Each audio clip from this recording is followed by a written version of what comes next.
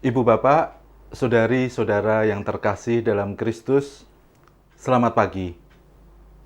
Pada kesempatan kali ini, saya ingin mengajak kita semua merenungkan kisah yang luar biasa dalam kitab suci yang diambil dari kitab Hakim-Hakim bab 6 ayat 1-32 tentang panggilan Gideon.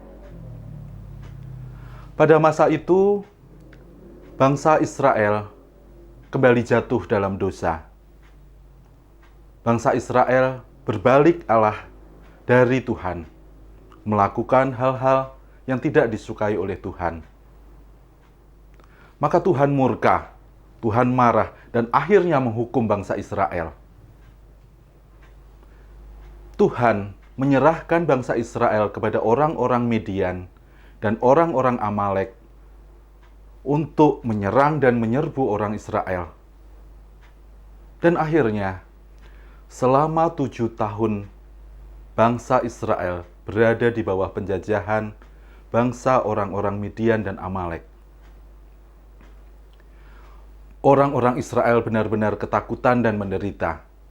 Maka dia pergi mengungsi, bersembunyi di dalam hutan, gua-gua dan kubu.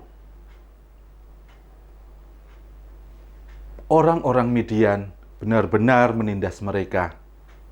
Setiap kali orang Israel menabur biji gandum, datanglah orang-orang Midian, orang Amalek dan orang-orang timur kepada mereka, merebut makanan, hewan ternak, tidak bersisa. Semua diambil, dijarah, dan akhirnya dimusnahkan.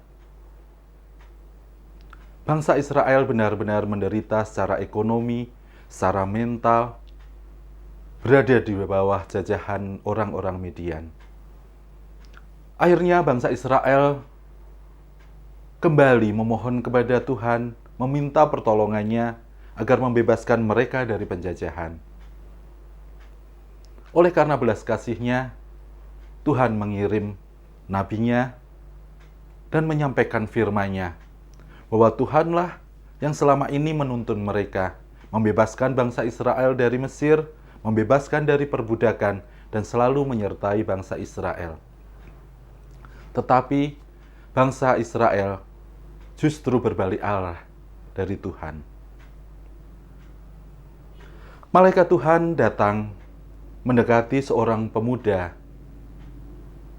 yang bernama Gideon. Malaikat Tuhan menyapa, "Tuhan menyertaimu, Gideon, sang pahlawan yang gagah berani." Gideon terkejut dan mempertanyakan, kalau memang Tuhan menyertai mereka, kenapa Tuhan tidak menolong mereka dalam penjajahan dan penderitaan ini? Kemanakah Tuhan yang diceritakan oleh nenek-nenek moyang bahwa Tuhan telah begitu besar menyelamatkan bangsa Israel, tapi tidak hadir saat ini pada saat bangsa Israel menderita di bawah jajahan orang Midian? Tetapi Tuhan kembali berfirman, "Bangkitlah dan pakailah kekuatanmu untuk mengusir orang-orang Midian dari tanah ini." Gideon masih diliputi rasa ragu, tidak percaya diri. Dia merasa inferior. Dia orang yang termuda dari suku yang terlemah, dari bangsa Manasye. Dia merasa tidak pantas. Dengan apakah dia bisa memimpin bangsa Israel melawan orang Midian? Tetapi Tuhan menguatkan dia. Firman Tuhan, "Akulah yang menyertaimu." Gideon kemudian mencoba meminta tanda kepada Tuhan untuk meyakinkan dirinya sendiri bahwa yang di hadapannya adalah malaikat Tuhan.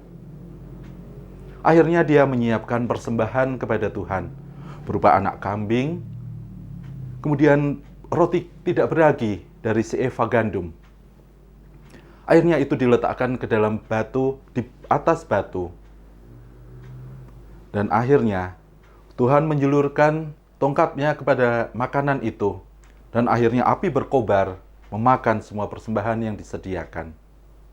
Dan disitulah Gideon percaya bahwa yang di hadapannya adalah Tuhan sendiri.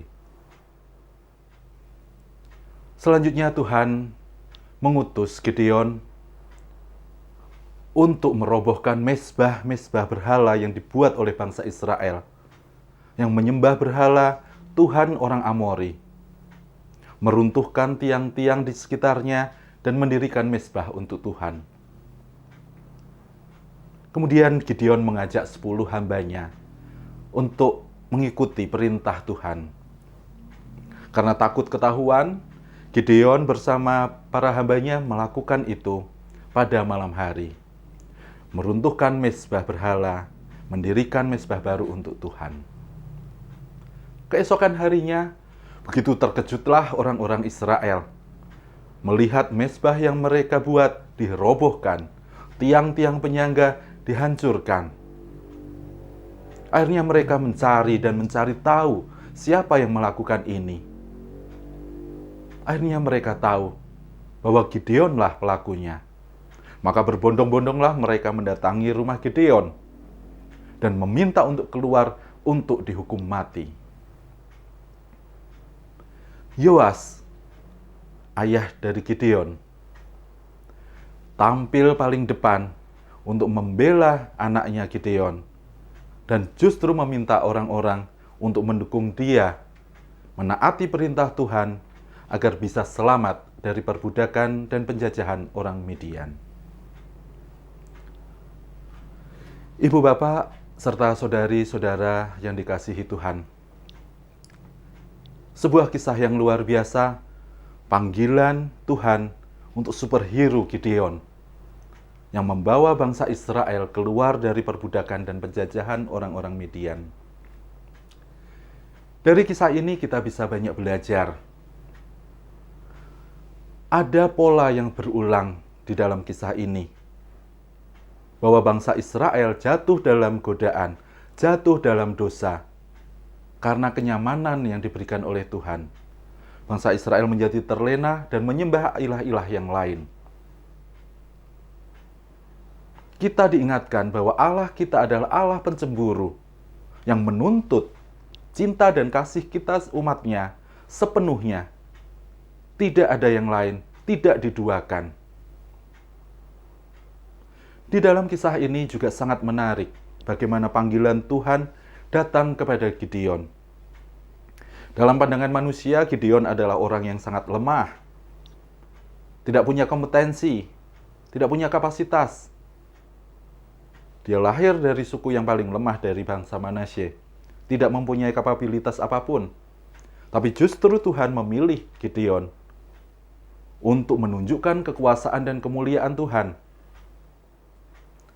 Tuhan hanya membutuhkan bahwa Gideon mau menyerahkan diri, membuka hatinya, dan menuruti perintah Tuhan. Dan selanjutnya, Tuhan sendirilah yang bekerja, membebaskan bangsa Israel keluar dari penjajahan dan perbudakan orang-orang Midian.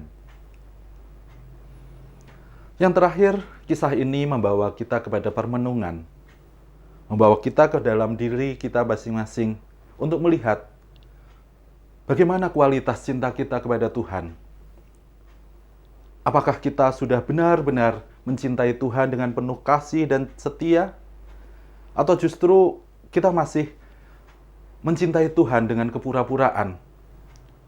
Kita memuji Tuhan, kita mendekat kepada Tuhan karena kita butuh imbalan dari Tuhan untuk memenuhi segala keinginan duniawi kita. Atau justru di dalam batin kita masih dipenuhi oleh berhala-berhala duniawi, harta, kekayaan, kekuasaan, yang akhirnya membawa manusia ke dalam dosa dan berbalik dari Tuhan. Kita diingatkan dari kisah ini bahwa Tuhanlah yang menyertai hidup kita. Tuhanlah yang meraja di dalam hidup kita. Sudah selayaknya kita menyembah, kita menuruti perintahnya secara total dan radikal. Semoga kita semua diberkati Tuhan dan selalu menyerahkan segala hidup kita dan percaya bahwa Tuhanlah asal dan tujuan hidup kita. Amin.